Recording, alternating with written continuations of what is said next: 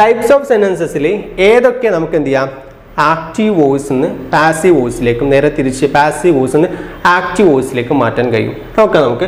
ഒന്നാമത്തത് assertive sentences ആണ്. Assertive sentences അല്ലെങ്കിൽ എന്താണ് ഇതിന്റെ മറ്റൊരു പേരാണെന്ത് ഡിക്ലറേറ്റീവ് അല്ലെ. Declarative sentence.